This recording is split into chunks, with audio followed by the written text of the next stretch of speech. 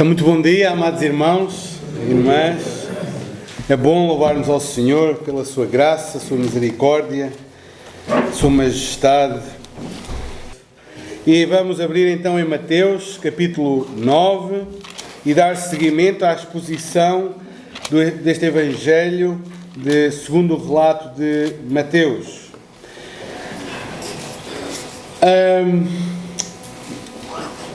Uma professora chamada Rosaria Butterfield, nos Estados Unidos, uma mulher que era uma professora universitária, uma académica, alguém muito respeitado na academia. Ela tinha o seu foco no estudo do feminismo e ela era uma ativista pró-LGBT, pró-feminismo. E ela escrevia muitos artigos e muitas palestras com o tema que aquilo que ela chamava a influência tóxica da religião cristã para o feminismo, para os homossexuais. Para ela, o discurso é o mesmo que nós ouvimos hoje. Cristãos são homofóbicos, hipócritas, perigosos. Cristãos são pessoas a evitar.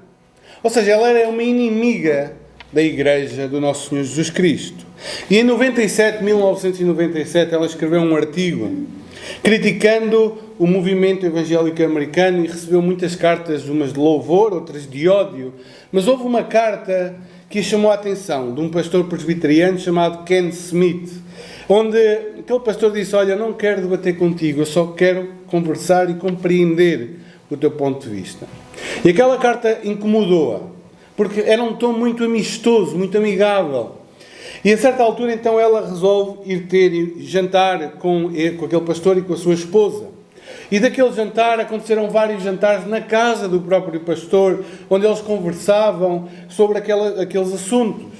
Até que ela começou a ler as Escrituras, e ao ler as Escrituras de uma maneira que até ali não tinha lido, ela começou a perceber algo magnífico no Evangelho do Nosso Senhor Jesus Cristo. E ela converteu-se e rendeu-se ao Senhor. E ela hoje é uma escritora cristã que tem muitos artigos no site do The Gospel Coalition. É alguém que trabalha em nome do Senhor Jesus Cristo, casou-se, tem filhos, mulher de pastor. E o que é que fez uma professora doutorada na universidade, anti-igreja, anti-cristianismo, ser agora uma defensora da fé do nosso Senhor Jesus Cristo? Um jantar à mesa. O poder de estar com alguém à mesa e disposto a falar e a conversar. Esta história é uma ilustração moderna da nossa história de hoje. Vamos olhar para a nossa história de hoje, que está lá em Mateus, capítulo 9, versículo 9. E diz assim a palavra de Deus: partindo Jesus dali, viu um homem chamado Mateus sentado na coletoria e disse-lhe: segue-me. Ele se levantou e o seguiu. E sucedeu que, estando ele em casa à mesa, muitos publicanos e pecadores vieram e tomaram lugares com Jesus e os seus discípulos. Ora, vendo isto, os fariseus perguntavam aos discípulos: por que come o vosso mestre com publicanos e pecadores? Mas Jesus, ouvindo, disse: os sãos não precisam de médico, e sim os doentes. Ide, porém, e aprendei o que significa: misericórdia quero e não holocaustos. Pois não vim chamar justos, e sim pecadores ao arrependimento. Até aqui a palavra do Senhor. Nós estamos na sequência do relato anterior de Jesus estar na casa de um paralítico, estar em casa e curar lá um paralítico e perdoar os seus pecados.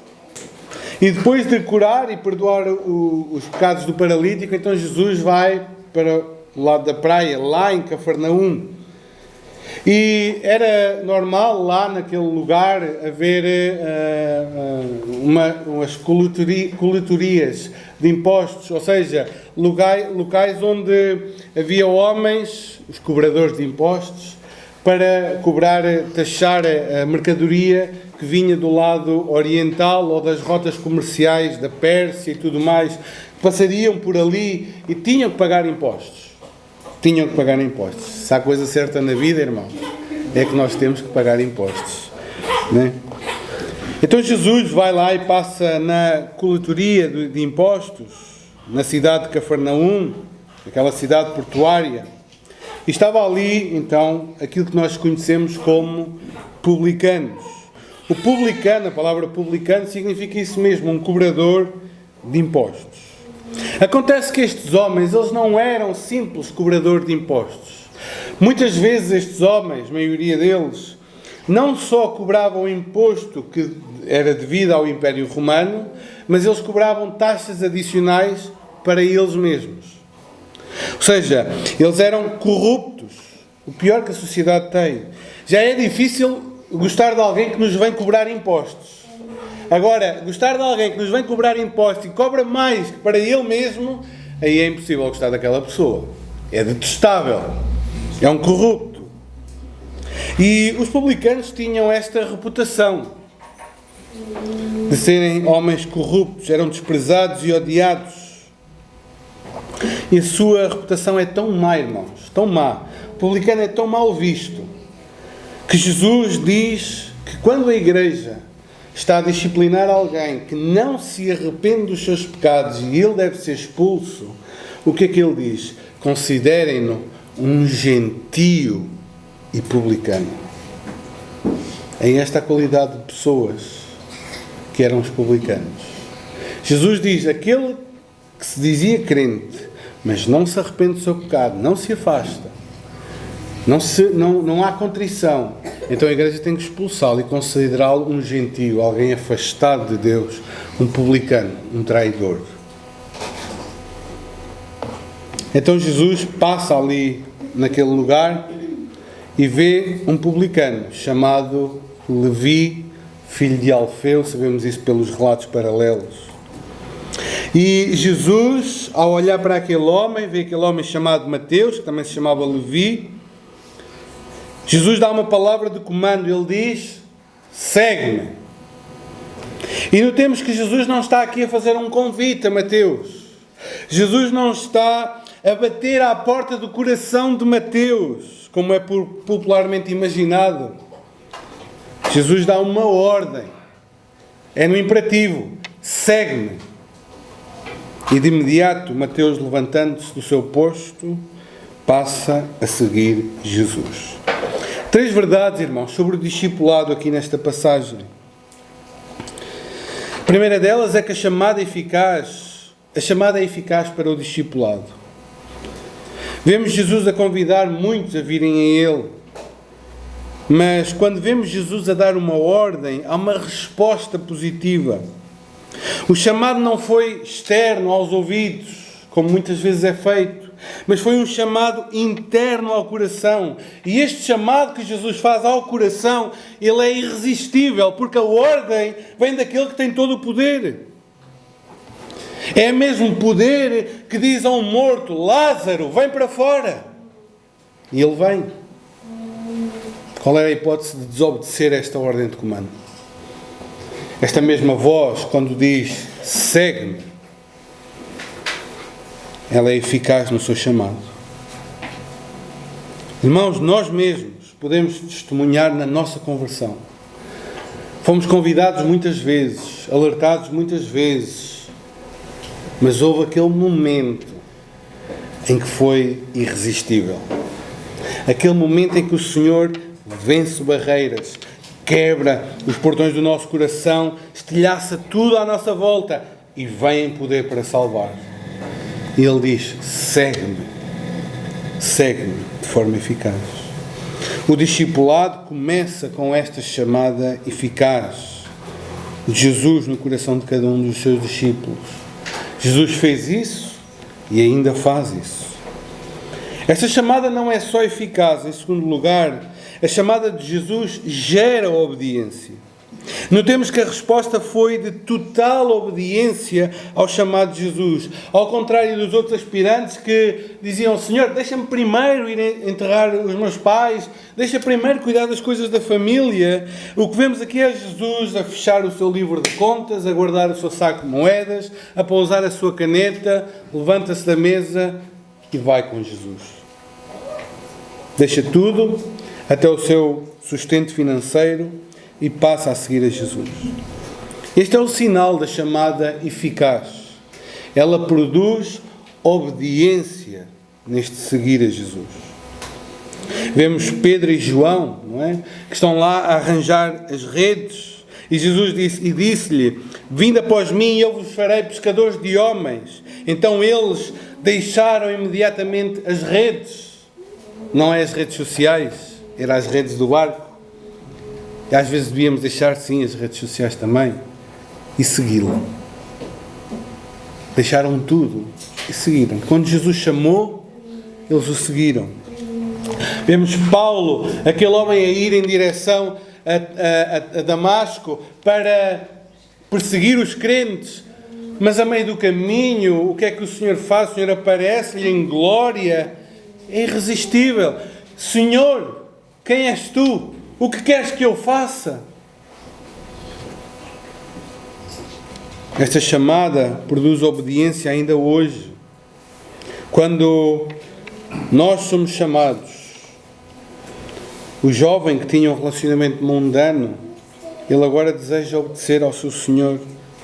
Os negócios que eram levados com engano, mentira e falcatrua, agora são retos e justos, porque este chamado foi real, produziu obediência. As prioridades de vida do empresário ou da dona de casa já não são mais as prioridades deste mundo, não são os hábitos deste mundo, mas de conhecer a Cristo e de viver para a sua glória. Porque este chamado, sendo real, ele produz obediência real. Quando este chamado eficaz acontece, ele muda afeições do coração, ele muda propósito de vida, ele muda as práticas do dia a dia, porque agora há uma nova obediência a um novo Senhor. Este chamado eficaz produz uma obediência real. E em terceiro lugar, irmãos, a chamada eficaz leva o discípulo para lugares que ele nunca pensou. Leva o discípulo para lugares que ele nunca pensou. Imaginem Mateus, aquele jovem adulto, odiado pela maior parte da sociedade, indigno de ser... Se ele visse um crime, ele não podia ir a tribunal, ele não era digno de ir a tribunal testemunhar, ninguém acreditaria nele. Até aquele momento, ele jamais poderia imaginar ser usado para outra coisa que não cobrar impostos. Jamais poderia imaginar que um dia ele mesmo haveria de escrever o Evangelho de Jesus Cristo. Jamais imaginou que um dia, nas mãos de Jesus, este homem seria uma testemunha viva do Evangelho, um apóstolo de Cristo, um autor das Sagradas Escrituras. Esta é a beleza daqueles que são trazidos a Jesus, daqueles que são chamados por Jesus, daqueles que são transformados por Jesus. Nós vamos para lugares que nunca tínhamos pensado. Quantas maravilhas Jesus faz na vida daqueles que Ele chama para seguir. Olhemos, por exemplo, para a história da Igreja. Agostinho de Hipona, século IV e V. Um jovem intelectual, mas completamente entregue aos prazeres mundanos, até que um dia, depois de muito correr por muitas escolas filosóficas e muitas ideias, sentado, segundo ele conta, lá num jardim, houve crianças a brincar e houve alguém dizer: pega e lê, pega e lê, pega e lê. E ele abriu a Bíblia lá em Romanos 13, meio à sorte, e encontrou esse texto assim: andemos dignamente como em pleno dia, não em orgias e bebedices, não em pundícias e dissoluções, não em contendas e ciúmes, mas revestivos do Senhor Jesus Cristo, e nada disponhais para a carne, no tocante às suas concupiscências. E este texto destruiu Agostinho. E quem diria que aquele homem, aquele rapaz dissoluto, beberrão, mulherengo, haveria de ser um dos maiores teólogos que a Igreja já teve. Olhamos para John Newton, século XVIII, um negociante de escravos, um blasfemo, até que houve um dia que a graça veio no meio de uma tempestade. E aquele que era um negociante de escravos converteu-se ao Senhor e foi o autor de um hino que nós hoje conhecemos, Sublime Graça. Olhamos para Lutero, um homem que tinha ido para monge, que haveria um dia de ler a Escritura, compreender a doutrina da justificação pela fé e mudar o rumo da história da Igreja. Mas sabem, nem todos nós vamos mudar o mundo com a nossa conversão. Estes são bons exemplos. Mas nós não vamos mudar o mundo, influenciar uma civilização inteira. Mas ainda assim, irmãos, à nossa escala, o discipulado de Jesus, esta chamada eficaz, tem o poder de transformar a nossa realidade. Aquela ansiedade que me aprisionava deu lugar à paz de Cristo. Aquela paz que eu nunca pensei alcançar e que buscava em todo tipo de medicação, agora foi alcançada por meio de Cristo Jesus. O marido que era impaciente, beberrão, agora é uma fonte de alegria no seu lar. A esposa que era ácida e murmuradora, agora é uma fonte de encorajamento, de doçura, de ternura. O casamento, o ambiente familiar que era tenso, problemático, frágil, agora pelo poder de Jesus, pelo discipulado com Jesus, torna-se aquilo que nunca pensou ser possível. Um lar tranquilo, onde há alegria, paz, respeito. Relacionamentos que nós pensávamos que nunca mais iríamos reatar. Mas no discipulado com Jesus há perdão, há conversão, há restauração. Podemos não ser o próximo Martinho Lutero ou o próximo Agostinho, mas caminhar com Jesus transforma a nossa vida de uma maneira que parecia impossível até ali. Esta chamada eficaz traz pessoas quebradas de coração, magoadas, rejeitadas, e transforma-as numa fonte de bênção para o outro. Olhando para o versículo 10, irmãos, vemos que este chamado não é só eficaz, ele é também misericordioso. A cena muda lá da coletoria para a casa, uma casa. Sabemos pelos relatos paralelos que é a casa de Mateus, que dá uma festa, dá um banquete e chama os seus amigos publicanos e pecadores. E ele está à mesa e vieram então os seus amigos, os seus colegas, e tomaram, esta expressão então, tomaram o lugar à mesa com Jesus e os seus discípulos. Publicanos nós já sabemos quem são. E os pecadores? Afinal, não somos todos pecadores, não é? Havia publicanos e pecadores. Quem eram estes pecadores? Estes pecadores, no judaísmo do século I, eram um grupo de pessoas que podia ser uma de duas coisas. Ou eles eram pessoas mesmo imorais, beberrões, adultos, lascivos, pessoas imorais que viviam uma vida desregrada, eram classificados como um grupo de pecadores, ou então eram judeus que não se submetiam a todas aquelas leis dos fariseus e não respeitavam, eram judeus nominais, não queriam saber muito da lei, dos sacrifícios, nem de coisinhas de sábado, viviam uma vida sem grande preocupação religiosa. Eles eram chamados de pecadores. Então, o grupo de pessoas que se junta à volta de Jesus eram traidores, corruptos e pessoas dissolutas, que não queriam saber de religião, nem de lei, nem de coisa nenhuma. E o que temos ali, irmãos, é uma cena inusitada. Jesus, o homem perfeito, Jesus, aquele que é o Santo de Israel, o Filho de Deus, e temos os seus discípulos à mesa com a escória da sociedade. Que cena inusitada.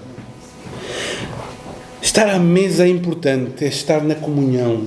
Nós trazemos para a nossa mesa aqueles com quem nós queremos ter comunhão com eles. E Jesus está ali à mesa, não com a alta sociedade, não com a elite farisaica, os saduceus, não com os herodianos, não com os grandes magistrados. Jesus está à mesa com a escória da sociedade, com os renegados, com aqueles que ninguém quer. E a cena, se nós montarmos a cena toda, então fica uma coisa, é Jesus dentro de uma casa com o pior que a sociedade tem, fariseus do lado de fora a olhar, discípulos de João Batista a perguntarem-se porque é que ele está a comer com aquelas pessoas e nós jejuamos. Toda a cena é estranha. Mas Jesus está ali, num almoço ou num jantar inusitado. Irmãos, só uma nota. Nós não podemos usar esta imagem para desculpar as nossas festas mundanas. Eu sei que muitos gostam de dizer Jesus também comia com pecadores para terem as suas festas, para terem as suas delícias e participarem das coisas do mundo. Irmãos, há uma grande diferença. Jesus comia com pecadores, mas não promovia o pecado. Não participava do pecado, não concordava com aquele pecado. E nós às vezes, nós queremos estar no meio dos pecadores não para ser luz e salvação, mas para vivermos como os pecadores. Então, se estamos no meio de pecadores, que não seja para participarmos da sua vida de pecado. Porque muitas vezes, sejamos sinceros, a desculpa é essa, Jesus também estava. Sim, Jesus também estava. Mas não era para viver em pecado como eles, nem para concordar com o seu pecado. A sabedoria está aqui. Saber estar com os pecadores sem participar do seu pecado. Posto isto, vemos que o Filho de Deus come com pecadores que carecem da sua graça e da sua misericórdia. Enquanto nós queremos estar com pessoas influentes, conhecidas, mais puras, mais santas, tiramos fotografias com o pregador A, B e C, postamos nas redes sociais, fazemos de tudo, movemos montanhas para ir a eventos. O nosso Salvador faz o contrário, o caminho inverso. Ele não tem problema nenhum em almoçar, em jantar, em conviver com aquele que ninguém conhece e ninguém quer conhecer. E aqui aprendemos algumas coisas, irmãos. Jesus aproxima-se daqueles de quem nós nos afastamos. Quantas vezes nós, individualmente ou como igreja, queremos relacionar-nos com gente de bem, não é? Do nosso tipo. Mas o nosso Salvador senta-se com os que o mundo rejeita. E muitas vezes com aqueles que a religião quer evitar. Discipulado à semelhança de Cristo é comer com aquele que não tem lugar à mesa. Em segundo lugar, Jesus vê pessoas, não vê rótulos. Para o judeu justo, Mateus e os seus amigos eram pecadores, traidores, publicanos, imundos. Mas Jesus olha para as mesmas pessoas e vê carência da graça divina. E isso deve mudar também a maneira como nós olhamos para as pessoas.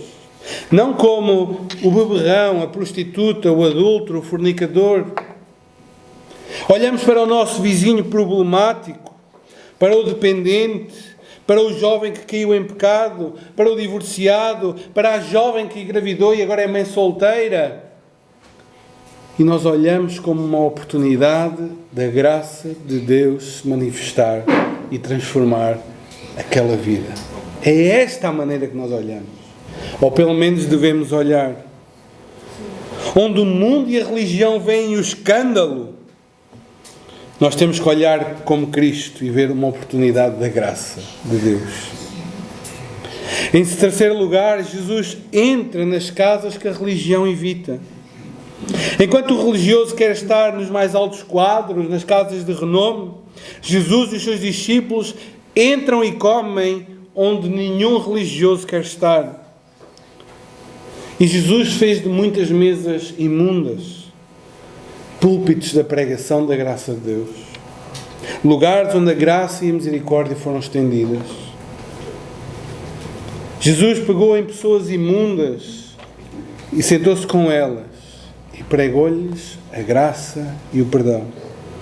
Irmãos, a nossa casa tem sido este ponto de pregação da graça de Deus, à mesa. Há espaço, pelo menos à nossa mesa, para quem carece de misericórdia? Ou continuamos a tratá-los como rejeitados? Há espaço à nossa mesa, na nossa comunhão?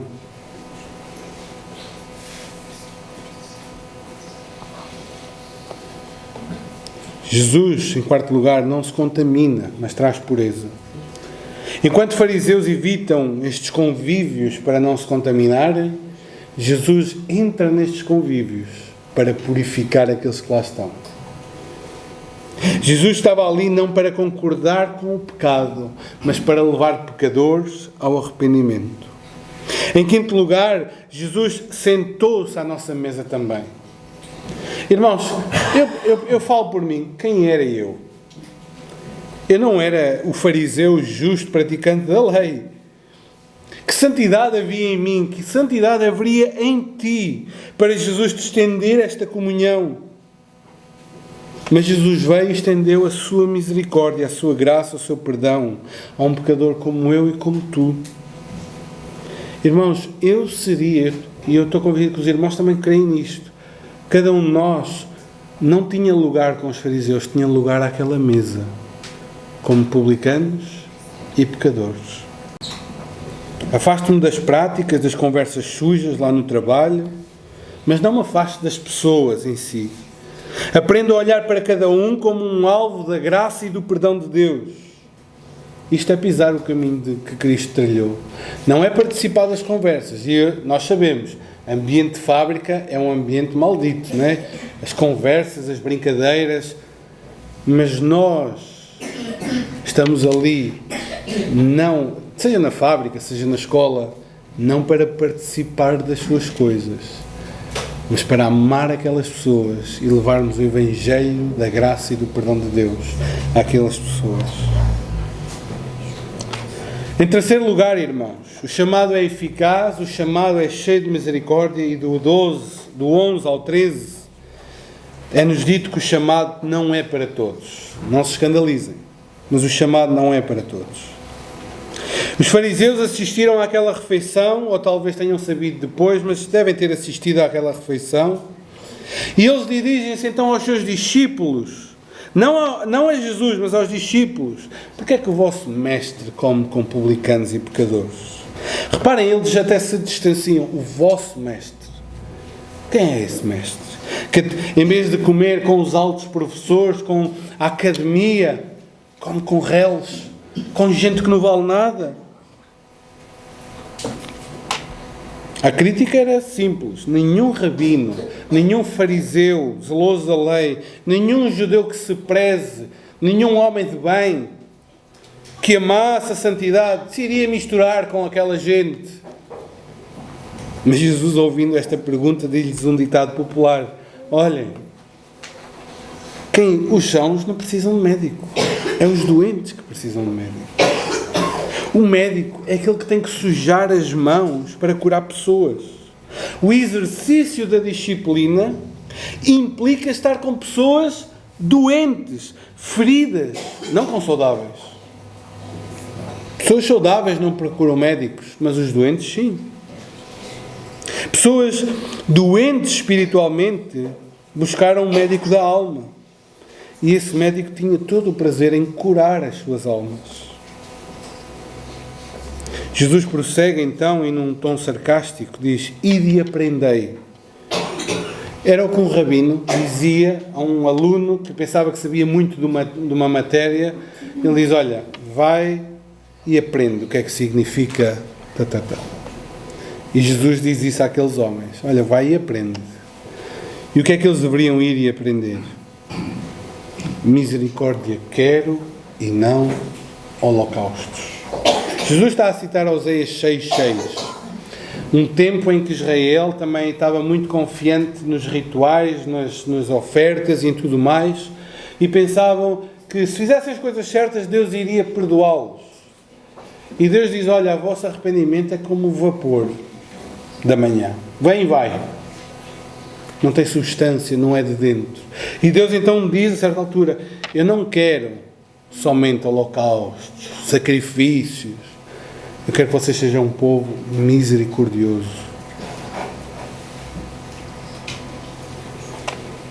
Deus requer misericórdia e fidelidade, e o povo oferecia sacrifícios e rituais. Deus requeria conhecimento pessoal, e o povo oferece um culto. Deus requeria relacionamento interior, e o povo só oferecia uma religião exterior.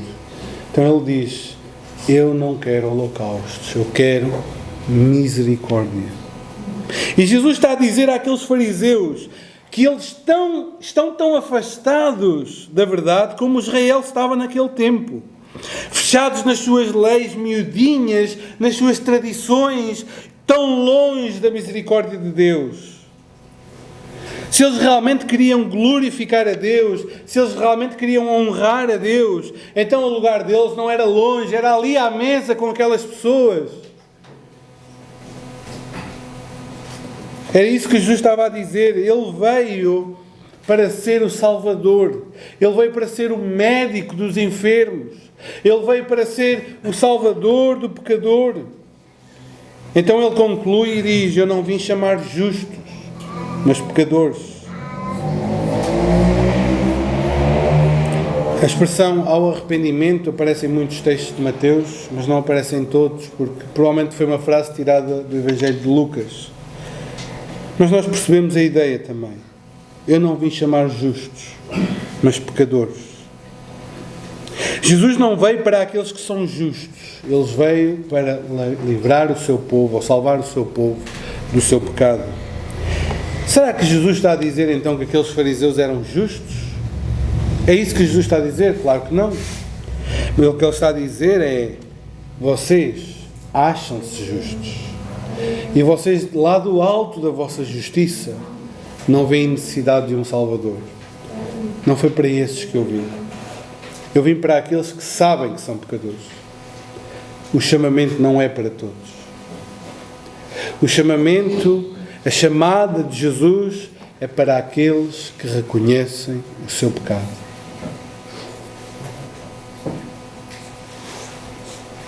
Jesus salva aqueles que sabem quem são diante de Deus.